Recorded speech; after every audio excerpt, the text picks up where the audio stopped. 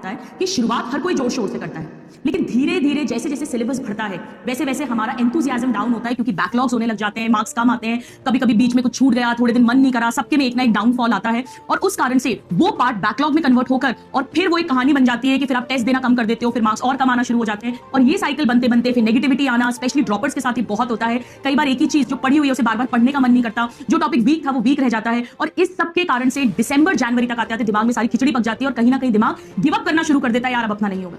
यानी मुझसे अगर आप पूछोगे ना, सारा खेल, स्पेशली मैं ड्रॉपर्स की बात कर रही हूं, इनफैक्ट ये लिस्ट 11th और 12th जो लक्ष्य के स्टूडेंट्स हैं, अर्जुना के स्टूडेंट्स हैं, कहीं भी सिर्फ नीट के नहीं, इवन जो जेई के स्टूडेंट्स हैं, लाइफ में कभी भी, मैं तो आज तक अपनी जागृति डायरी मेंटेन करती हूं, मेरे पर्स में भी आपको दिखा सकती हूं अभी भी।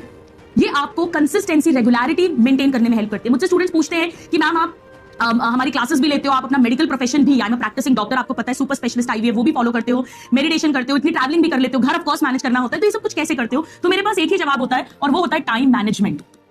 अगर हमें ये नहीं पता कि किसी चीज की इंपॉर्टेंस क्या है तो आप उसे कभी भी करेंगे नहीं। तो मैं आपको जागृति डायरी और एमसीडी लिस्ट की इंपॉर्टेंस बता रही हूं ताकि आपका माइंड उसको एक्सेप्ट करे और उसको बनाना शुरू करे। मैं हमेशा बोलती हूं, ये चीज मुझे बड़ा प्रोत्साहित करती है कि पूरी दुनिया के पास 24 घंटे, ईश्वर ने ना 1 मिनट कम ना 1 मिनट ज्यादा किसी को दिया है, फिर भी उस 24 घंटे में कोई बहुत कम कर पाता है और कोई बहुत कुछ कर देता है। क्यों? इसके कारण ये सारा खेल है।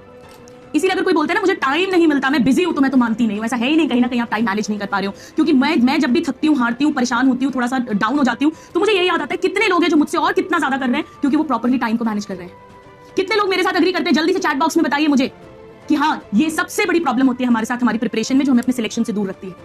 अब जागृति डायरी में आपको क्या करना है, आप कोई भी एक डायरी, कॉपी, रजिस्टर कुछ भी बना लीजिए, ठीक है। अगर आप क्रिएटिव हैं तो थोड़ा सुंदर सुंदर लिख देना फर्स्ट पेज पे। मुझे बड़े प्यारे प्यारे जागृति डायरी के फर्स्ट कवर स्टूडेंट्स ने बना के भेजे थे, पर वो बात इतनी इंपॉर्टेंट नहीं, इंपॉर्टेंट है उसे रोज मेंटेन करना। वरना आप नॉर्मली जागृति डायरी लिख दीजिए। जागृति का अर्थ होता है जागरूकता, अवेयरनेस। जब हम अवेयर होंगे किसी चीज के बारे में, अगर आप ये सोच ही नहीं रहे कि आप टाइम बर्बाद कर रहे हो, अगर आपके दिमाग में नहीं है कि सब पे 24 घंटे हैं फिर भी नहीं पढ़ पा रहे हैं हम, अगर आपके अंदर जागृति नहीं है, बोलते हैं ना ह्यूमन और दूसरी स्पीशीज में क्या डिफरेंस है, सेल्फ कॉन्शियसनेस, वही है ये मेरी जागृति डायरी।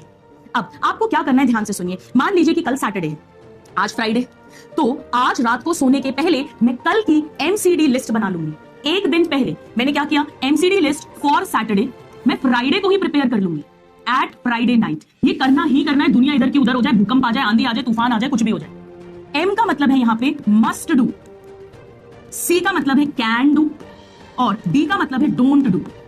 मतलब कुछ चीजें जो मुझे सैटरडे को करनी ही करनी है, जो मैं कर सकती हूं, जो मुझे नहीं करनी है।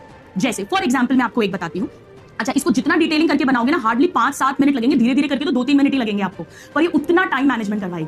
जैसे सपोज करो मैंने लिखा कि सैटरडे को मेरी 3 क्लास है, बायो, फिजिक्स और केमिस्ट्री, तो मुझे ये तीनों क्लासेस अटेंड करनी है। सबसे पहले मुझे तीनों क्लासेस अटेंड करनी है। अटेंड करने के बाद मान लीजिए मेरी 3 बजे क्लास खत्म हुई या 4 बजे खत्म हुई, अब सपोज करो मैं 6 बजे से पढ़ने बैठ रही हूँ, तो मुझे इन तीनों क्लासेस को लर्न करना है। लर्न या एमसीक्यू करने हैं इनके। अगर फिजिक्स केमिस्ट्री तो क्वेश्चन सॉल्विंग ज्यादा होगी, बायो है तो थ्योरी लर्निंग का पार्ट ज्यादा होगा। तो सपोज करो मैंने डिसाइड करा कि मैं 6 to 8 ये करूंगी, ठीक है। पूरी डिटेलिंग लिखो कि फिर मैं 8:30 से लेके 9:30 के बीच में मेरा डिनर हो जाएगा और थोड़ा सा जो भी आपको पसंद है उसकी भी डिटेल लिखो कि मैं आधा घंटा म्यूजिक देखूंगी या आधा घंटा में टीवी देखूंगी, जो भी कुछ है, डिसिप्लिन रखना पड़ेगा, ठीक है। फिर सपोज करो आपने लिखा कि मैं 9:30 पे दोबारा बैठूंगा, तो 9:30 से मैं 11:30 ये करूंगा, फिर मैं 11:30 पे ब्रेक लूंगा, 11:30 से 12, और फिर सपोज करो आप 12 बजे सो गए और आप सुबह उठे और सुबह उठकर आपने 5 बजे से या 6 बजे से 6 से 8 मैं केमिस्ट्री करूंगा। फॉर एग्जाम्पल, ये मैं एक एग्जाम्पल दे रही हूँ। आपका 1.5 घंटे में भी हो सकता है वो टॉपिक, 1 घंटे में भी हो सकता है, टाइम आपको बचाना है। अब मैं क्या कर सकती हूँ, तो सपोज मुझे ये लर्न करना है, प्लस मुझे इनकी जो डीपीपी मिली है वो करना है उस टाइम में। अब मैं क्या कर सकती हूँ, तो एक्स्ट्रा में हो सकता है कि मैं समरी लेक्चर को एक बार रिवाइज कर लूंगी, फॉर एग्जाम्पल बता रही हूँ मैं, या मैं कोई एक एक्स्ट्रा डीपीपी पुरानी वो कर लूंगी, या मैं 2 साल के पीवाईक्यू कर लूंगी, या मैं 10 पीवाईक्यू कर लूंगी बायो में। तो ऐसे करके एक प्लान्ड वे में ये चीज लिखो आप, ठीक है।